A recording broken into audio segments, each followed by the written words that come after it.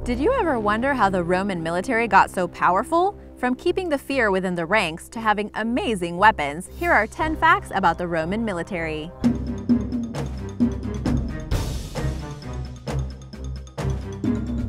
Number 10. Decimation. The Roman military was built upon discipline, but for those who failed or stepped out of line, the consequences were dire.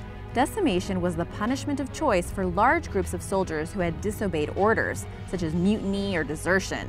In times like these, the army couldn't afford to lose entire cohorts, which had up to 480 soldiers in them, so instead they dished out punishments at random. Decimation means the removal of a tenth in Latin, and that's exactly what the Romans did. Tenth of what, you ask? The soldiers were separated into groups of 10 and forced to draw lots. The loser, regardless of rank, would then be executed by the other 9, by either being clubbed or stoned to death. Those who survived would sometimes then be given meager rations for a few days and forced to sleep outside the fortifications to really feel the pain before being welcomed back into the fold. Decimation was not as infrequent as you might imagine, but it was still controversial and only enacted as an option of last resort. It was the punishment given to those who fled the uprising of Spartacus and was threatened to the 9th Legion by Julius Caesar in the war against Pompey, although in the end, he never went through with it. Number 9. Weapons. The weapons the Romans had at their disposal were a large part of the reason the military was so effective. Each legionary would be equipped with a sword, a dagger, and 2 javelins. The sword, or the gladius, was worn high on the right side of the body. Made with the strongest steel, it was light and short, which meant it could be easily used for stabbing.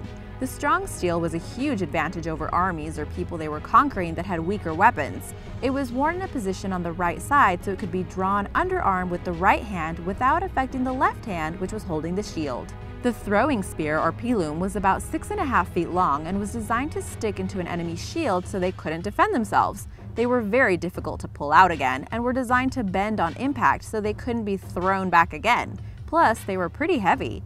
The dagger, or pugio, was worn on the left side to be drawn by the right hand and was used as a sidearm during close combat. It was made from the same strong steel as the sword, so it was a trusted weapon.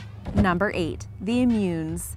One of the reasons the Roman military was so effective was that each legion was pretty much self-sufficient. The people who held it all together were the immunes, who were a group of highly trained specialists that were responsible for maintaining the logistical and medical needs of the soldiers.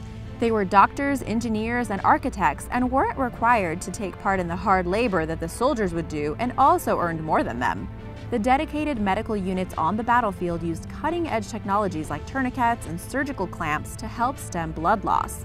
They were also good at the idea of taking antiseptic measures and cleaning wounds in ways that wouldn't become the norm anywhere else until the 19th century. Of course, they didn't know about germs or bacteria per se, but they knew that cleanliness and hygiene were important. The doctors were also responsible for ensuring camps remained sanitary to prevent the spread of diseases throughout the troops. These extra measures, as well as the high-quality food the soldiers were fed, meant that a legion's life expectancy, apart from those killed in battle, was actually longer than civilians back in Rome. And now for number 7, but first be sure to subscribe if you're new here. Number 7. The Corvus. The Romans didn't design their own ships, but stole the designs from their enemies. Much easier, right? At first they practiced naval warfare on land to devise their own tactics, but the most effective device they came up with was the Corvus. It was a bridge that could be lowered from a ship to allow the boarding of another, and changed the entire face of naval battles.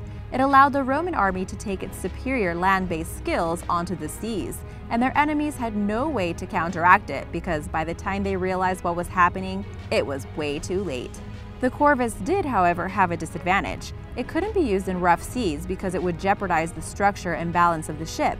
Its use was eventually abandoned following the loss of almost 2 entire fleets during storms in 255 and 249 BC.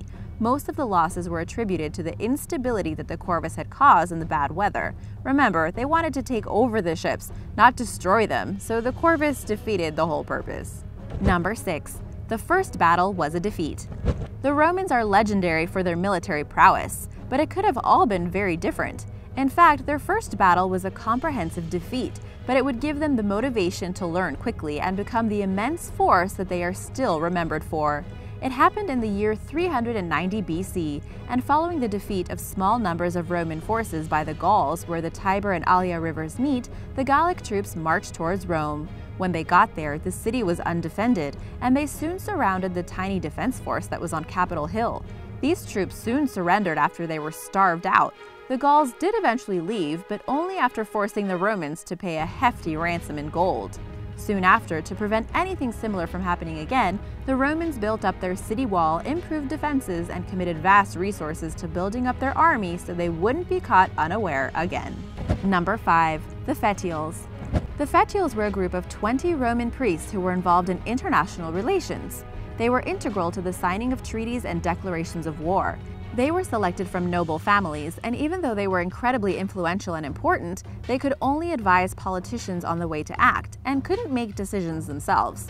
They were, however, responsible for one of the more important war rituals.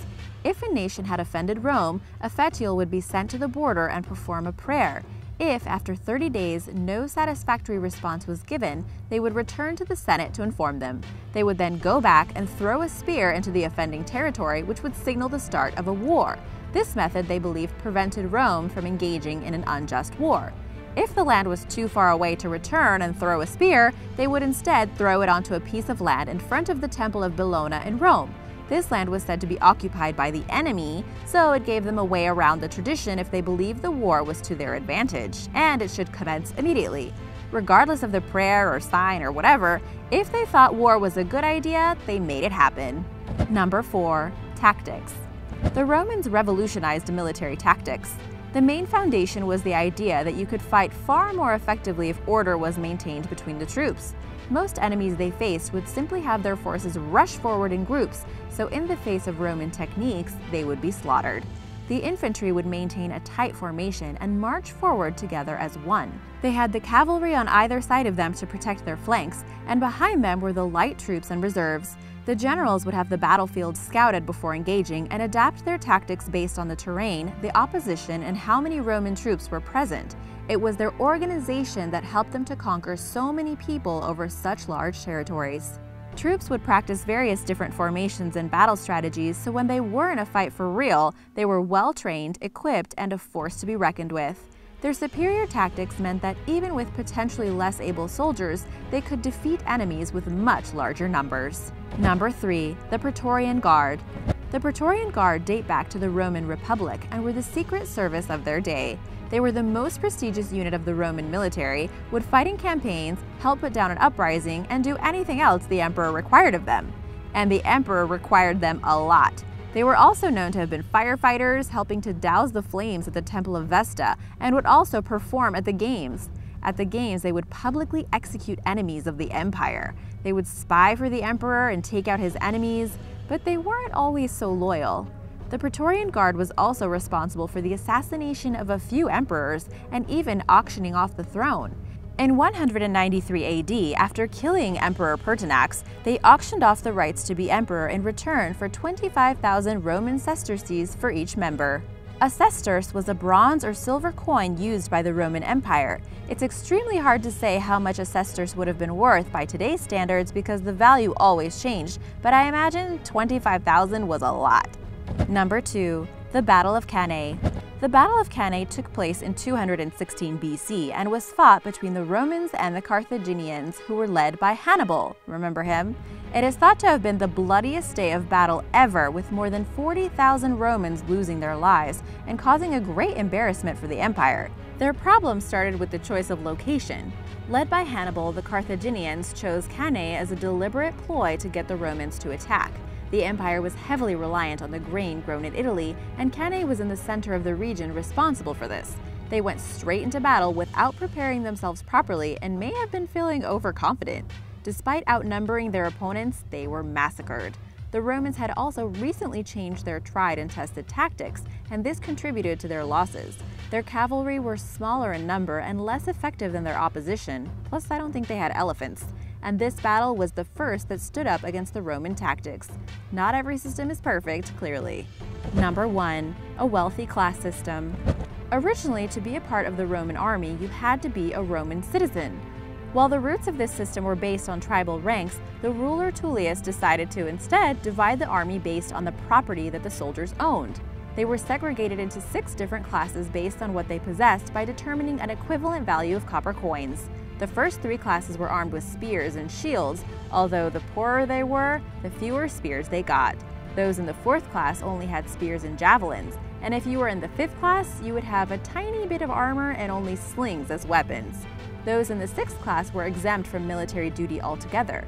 The idea behind this was that fighting in the military was not a profession. It was the duty of a citizen to help defend and improve their own wealth and land. This reinforced the sense of nationalist pride and stopped people forcing others to take risks while they stayed behind in the safety of the cities. As the empire grew, though, this system was replaced by one more similar to what we see today. Still, those who were richer would have access to better weaponry and were the only ones who could afford to ride on horseback. Thanks for watching! Remember to subscribe and I'll see you soon. Bye!